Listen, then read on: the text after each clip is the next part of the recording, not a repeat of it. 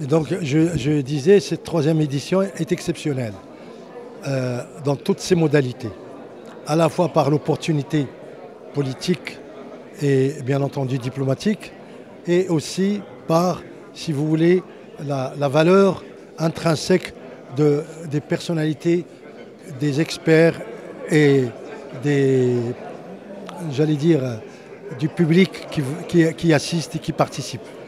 Donc c'est une dimension nouvelle. Pourquoi? Parce que d'abord, l'actualité l'exige.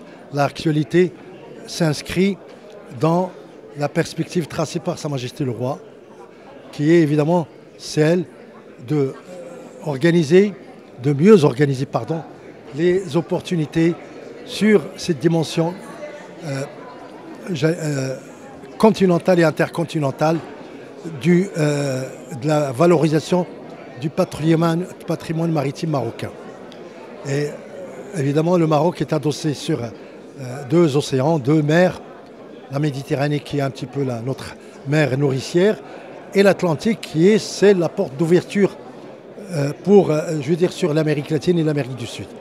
Et donc aujourd'hui, nous allons commenter, et présenter les forces et les opportunités de ce paradigme nouveau, n'est-ce pas, tracé par le roi Mohamed VI, et surtout donner un petit peu la possibilité aux acteurs principaux marocains et intercontinentaux, dont les Africains bien sûr, parce que la dimension africaine n'a pas été oubliée, expressément citée, renforcée par Sa Majesté le roi Mohamed VI, qui est évidemment d'intégrer, si vous voulez, les pays du Sahel dans ce projet et dans ce processus économique intercontinental, voire mondial. Alors aujourd'hui, on ouvre les travaux de la troisième édition du forum MD Sahara.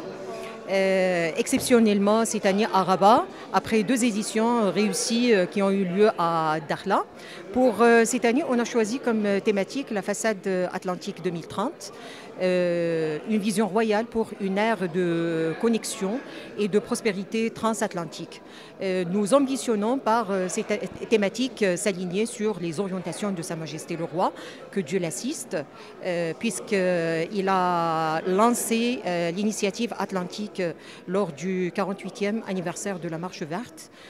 Comme vous l'avez vu, on a eu droit à des exposés de grande envergure, à savoir par exemple la première plénière officielle des ministres qui étaient avec nous. Monsieur Riyad Mzour, Si Abdeltif Meraoui, Madame Awatef Hayyar, suivi bien entendu d'une conférence exceptionnelle de Si Omar Hilal, le représentant permanent du Maroc aux Nations Unies. Les débats et déjà l'exposé et puis les débats étaient sans langue de bois. On a voulu un tout petit peu sortir des sentiers battus, des conférences académiques, si vous voulez.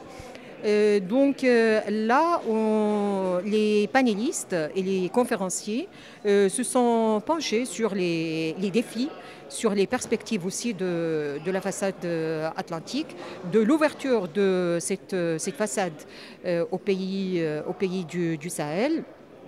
Et surtout, ils ont mis le focus sur l'ancrage du Maroc dans son continent. Et cette ambition, et cette volonté, cette détermination de Sa Majesté le Roi pour l'épanouissement, pour le développement, non seulement du Maroc, mais de tout le continent. Tout d'abord, je voudrais remercier Maroc Diplomatique pour le travail qu'elle fait, l'organisation, un travail remarquable. La thématique est une thématique très importante. Vous savez que cette initiative qui a été lancée par Sa Majesté le Roi Mohamed VI, que Dieu l'assiste, est une initiative, à notre sens, visionnaire, qui œuvre pour l'intégration régionale africaine, pour la sécurité de l'Atlantique. Et je crois que le cadre qui a été défini par Sa Majesté est un cadre actuel, dans le sens moderne, avec des initiatives déjà en cours, comme celle-ci par exemple, mais d'autres aussi que la diplomatie marocaine met en place. Et nous, notre pays, le Cap-Vert, nous allons continuer de travailler avec le Maroc et faire en sorte que les autres pays souverains, riverains de l'Atlantique puissent adhérer à cette belle initiative parce que, vous savez, l'avenir du monde est en Afrique. Sa Majesté le roi Mohamed VI l'a compris depuis très longtemps, depuis qu'il est roi. Et je crois qu'il fait tout pour l'épanouissement du Maroc, de l'Afrique et j'ose dire même du monde. Parce que c'est un homme dont j'apprécie, comme je le dis très souvent, la droiture et la volonté de changer le Maroc, l'Afrique. Et en changeant le Maroc et l'Afrique, il aide à changer le monde aussi. Et ça va dans le bon sens. La vision de la façade atlantique est une opportunité extraordinaire qui découle de la vision de Sa Majesté Mohamed VI. C'est une vision qui permettra demain aux pays du Sahel, ensemble, de créer un corridor et un oasis de communication, de biens, de personnes, et surtout pouvoir bénéficier de la porte qui s'ouvre vers l'Atlantique, donc des Amériques, l'Amérique du Nord, l'Amérique du Sud. Le Maroc est un tremplin extraordinaire et il y a plus de 500 millions d'habitants vivant dans le Sahel jusqu'au Maroc.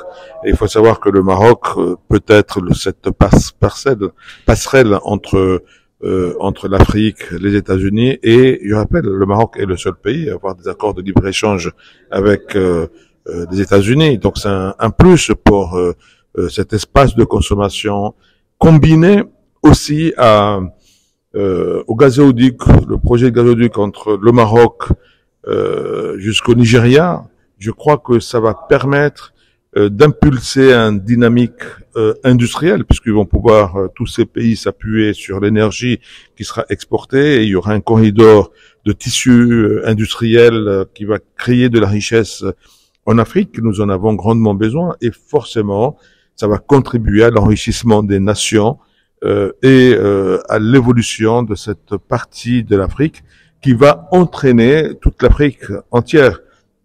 Encore une fois, on ne peut que saluer la vision et le leadership du Maroc et la vision de Mohamed VI quant à sa capacité d'impulser des dynamiques et des idées nouvelles.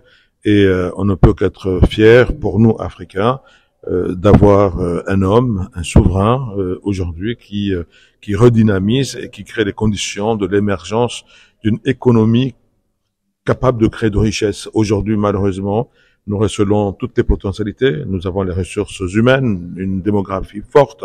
Aujourd'hui, 1,2 milliard de population, quasiment la même que la Chine. Or, notre PIB dans le monde n'est que de 3%. Les Chinois sont à 20%, donc 1/5 de la richesse créée dans le monde est les chinoise. Et il nous faut des hommes comme Sa Majesté Mohamed VI, qui permet de voir grand et de créer, de par sa vision, cette capacité, puisque nous recelons ces ressources. Maintenant, c'est les idées qui manquaient, et il y a un leadership qui est là. Il faut que l'Afrique entière se mette à travailler et à réaliser ce grand chantier, impulsé, ou ces deux chantiers de la façade atlantique combinés avec le gazoduc. Et je pense que ça peut changer la donne et améliorer le niveau de vie de 500 millions d'habitants dans cette partie de l'Afrique de l'Ouest qui ne peut qu'être positif pour l'Afrique tout entière.